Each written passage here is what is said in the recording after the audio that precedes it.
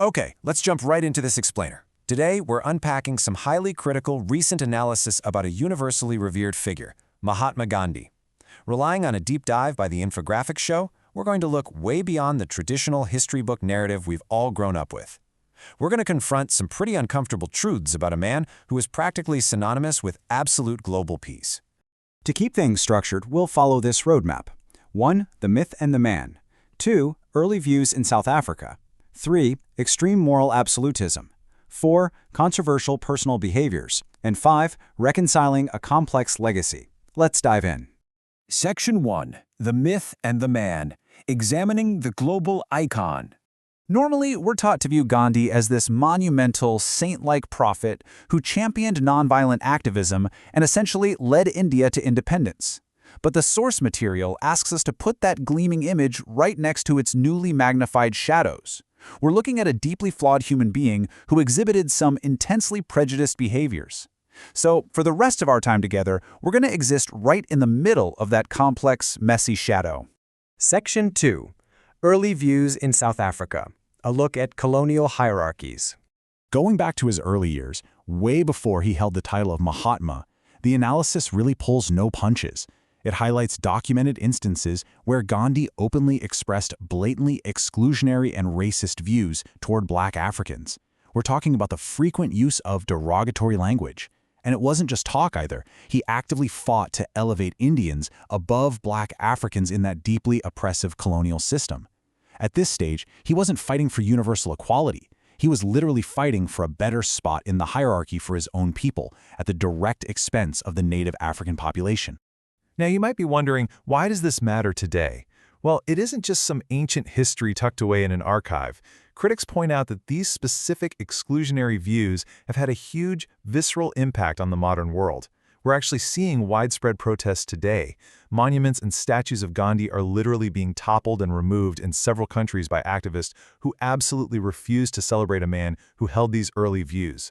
Section 3. Extreme moral absolutism. The limits of nonviolence. To really grasp the critique here, we've got to quickly define moral absolutism. Think of it as this incredibly rigid ethical framework which dictates that certain actions are always right or always wrong, completely ignoring the context. It leaves absolutely zero room for situational nuance, self-defense, or reacting to life or death survival situations. And critics argued that this rigid absolutism became dangerously impractical. The source cites a truly disturbing historical example regarding the Holocaust. Gandhi actually suggested that victims of Nazi occupation should have used strictly nonviolent resistance, willingly accepting being slaughtered rather than fighting back with violence against their oppressors. The analysis strongly calls this out, framing it as an extreme, wildly disconnected, and even dangerous application of philosophy when faced with a horrific real-world genocide. Section 4. Controversial personal behaviors. Actions behind closed doors. A huge chunk of this critical analysis dives into what Gandhi called his experiments with celibacy. Disturbingly, this involved the practice of sleeping naked with young women, which actually included his own grandnieces. Publicly, Gandhi proclaimed these acts were simply spiritual tests designed to prove his absolute physical self-control. But modern critical analysis completely rejects that framing. The source classifies these actions not as spiritual, but as deeply predatory and manipulative. Think about the massive, glaring power imbalance here between a globally deified leader and these young, vulnerable women in his care. And this wasn't just shocking by today's modern standards. The source points out that these actions caused profound shock and immense dismay among his own followers back then. On top of that, the source points to a broader pattern of intensely conservative and misogynistic views. It notes that he actually blamed women for the sexual violence inflicted upon them. Adding to the shock factor, he held deeply damaging and unscientific views about biology, specifically characterizing menstruation as a manifestation of the corruption of the soul. Section 5. Reconciling a complex legacy. Holding conflicting realities. So, with all this deeply challenging, uncomfortable information on the table, we hit the hardest part of this entire explainer. It's a massive case of cognitive dissonance. We're essentially forced to weigh the undeniable good he did, acting as a champion of justice who brought a sprawling colonial empire to its knees without weapons, against the undeniable harm of his personal prejudices, his racism, and his predatory behaviors. The source isn't telling us to cancel him, and it's certainly not telling us to blindly worship him either.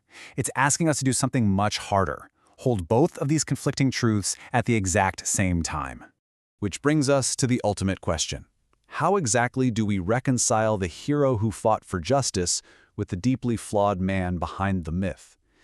I really want to encourage you to lean into these complex, uncomfortable gray areas. Human history is rarely just pure good or pure evil. It's densely, messily human. So don't settle for the simple, polished stories.